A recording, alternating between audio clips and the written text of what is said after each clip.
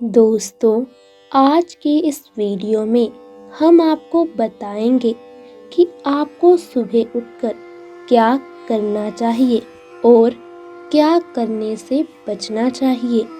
अगर इनमें से कोई एक बात भी आप अपने जीवन में अपना लें तो खुद अपने जीवन में जल्द ही आपको फर्क महसूस होगा। आप पाएंगे कि किस तरह से आपके सभी बिगड़े काम बनने लगे हैं। साथ ही हम आपको बताएंगे सुबह उठने के बाद कौन से वो शब्द हैं जिन्हें बोलकर आप भगवान को अति प्रसन्न कर सकते हैं और जिनसे आपका मन शांत रहेगा और धन की प्राप्ति होगी। तो पूरी जानकारी के लिए इस वीडियो को अंत तक ज़रूर देखिएगा। शुरुआत करने से पहले दोस्तों, कमेंट में ज़रूर लिखें हर हर महादेव, ताकि भोलेनाथ के दरबार में आपकी हाज़िरी ज़रूर लग जाए और भोलेनाथ की कृपा आप पर हमेशा बनी रहे। दोस्तों, भोले भंडारी के लिए एक लाइक तो ज़रूर बनता है। दोस्तों, वैसे तो भोलेनाथ सहज पूजा पाठ से मात्र जल अर्पित करने से ही प्रसन्न हो जाते हैं और भक्तों को अपना चमत्कार दिखाते हैं। दोस्तों, सबसे पहले तो आप जब भी उठें तो आप इस बात का ध्यान रखें कि आपको कभी भी हड़बड़ाहट में नहीं उठना है। आप उठकर सबसे पहले देवी देवता का ध्यान करें, अपने इष्ट देव का ध्यान करें और फिर अपने दिन की शुरुआत करें। क्योंकि दोस्तों, अगर आप हड़बड़ाहट में अपने दिन की शुरुआत करते हैं, नकारात्मक विचारों से दिन की शुरुआत करते हैं, तो आपको कभी भी अपने काम में सफलता नहीं मिल पाती है और आप नकारात्मकता से भरे रहते हैं। दोस्तों, आपको उठकर सबसे पहले दोनों हाथ जोड़कर ये शब्द बोलने हैं, ओम जूम स्वाहा।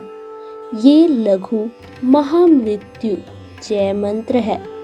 इस मंत्र का जप करने से कुंडली में भी अगर कोई दोष है तो उसमें भी कमी आती है। इसके अलावा अपने दोनों हाथों की हथेलियों को जोड़कर इस मंत्र का जप भी आप कर सकते हैं। दोस्तों, ये एक शुरुआती मंत्र है। ये है प्रातस्मरण मंत्र। ये मंत्र कुछ इस प्रकार है, कराग्रे वस्ते लक्ष्मी, कर मध्य सरस्वती, कर मूले तू गोविंदा, प्रभाते कर दर्शनम। इसका अर्थ है कि हाथ के अगले भाग में माँ लक्ष्मी, मध्य में माँ सरस्वती, मूल में गोविंद का वास है और वो हमारे सारे कार्य बनाते हैं। इस तरह हमें अपनी सुबह की शुरुआत करनी चाहिए ताकि हमारा समय अच्छा बीते।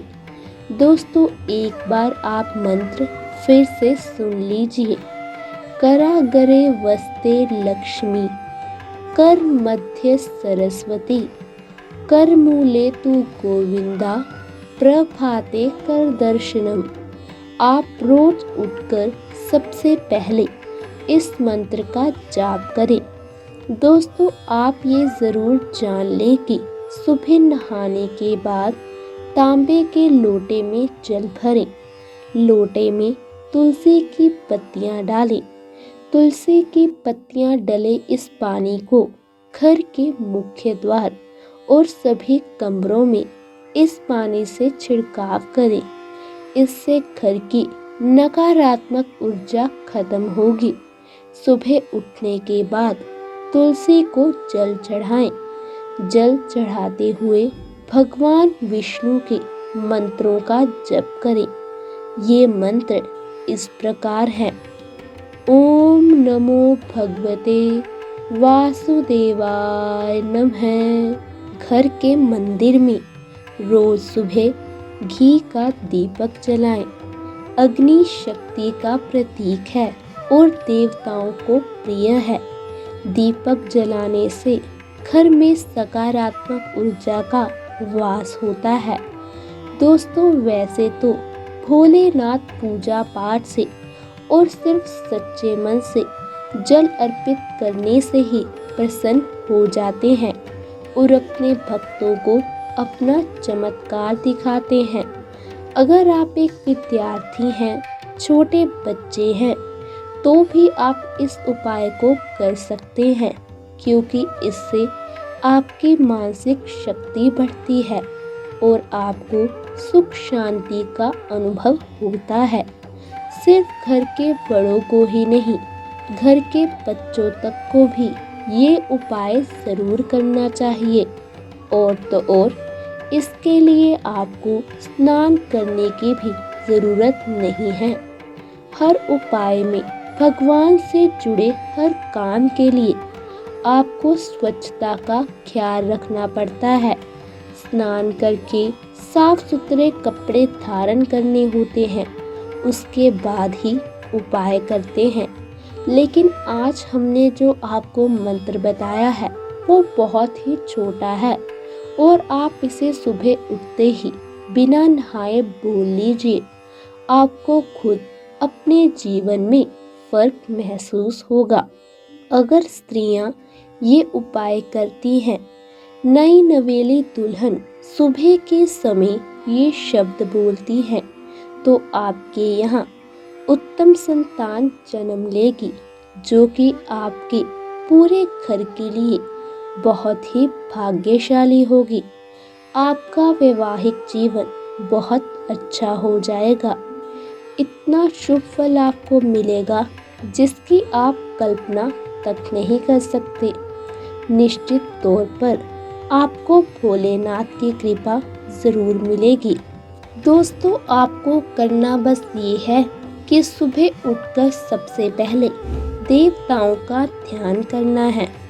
उसके अलावा आपको अपने दिन की शुरुआत देवताओं की पूजा पाठ से ही करनी चाहिए, ताकि आपको उसका सही और शुद्ध फल मिले और आपको अपने जीवन के अंदर अच्छे काम देखने को मिले।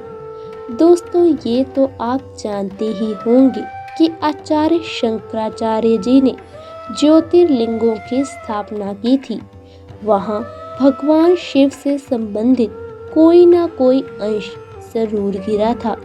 भगवान शिव के अंश गिरने के कारण 12 ज्योतिर्लिंग बहुत ज़्यादा प्रसिद्ध हो जाते हैं। भारत में अलग अलग स्थान पर ये ज्योतिर्लिंग आए हुए हैं और इन ज्योतिर्लिंगों का बहुत ज़्यादा महत्व है।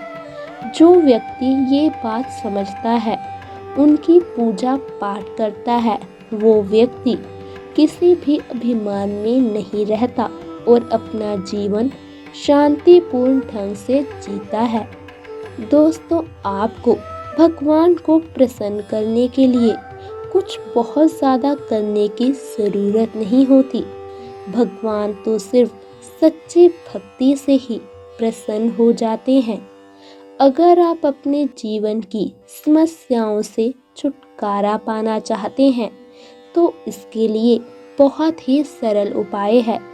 इसके लिए बस आपको सोमवार को सुबह नहाकर मंदिर जाकर भगवान शिव को जल अर्पित करना है और 12 ज्योतिर्लिंगों के नाम बोले। अगर आप ऐसा करते हैं तो आपके जीवन में खुशियां ही खुशियां भर जाएंगी और आपके सारे दुख हमेशा के लिए कट जाएंगे। इसके साथ कुछ और भी आपको बातें बताते हैं जिनका आप ध्यान रखें। रोज़ जब भी आप घर से निकलते हैं तो उसके पहले अपने माता पिता और घर के बड़े बुजुर्गों के पैर छूकर आशीर्वाद लें। रोज सुबह स्नान करने के बाद पीपल के पेड़ पर 1 लोटा जल चढ़ाएं। मान्यता है कि पीपल में भगवान विष्णु का वास होता है। इस पेड़ का महत्व इसी बात से जाना जा सकता है कि अर्जुन को गीता का उपदेश देते हुए भगवान श्री कृष्ण ने खुद को पेड़ों में पीपल बताया था। तो दोस्तों, आपको ये वीडियो कैसा लगा हमें कमेंट में ज़रूर बताएं और हमारे चैनल को सब्सक्राइब करना कभी ना भूलें। धन्यवाद। आपका दिन शुभ रहे। जय भोलेनाथ। हर हर महादेव।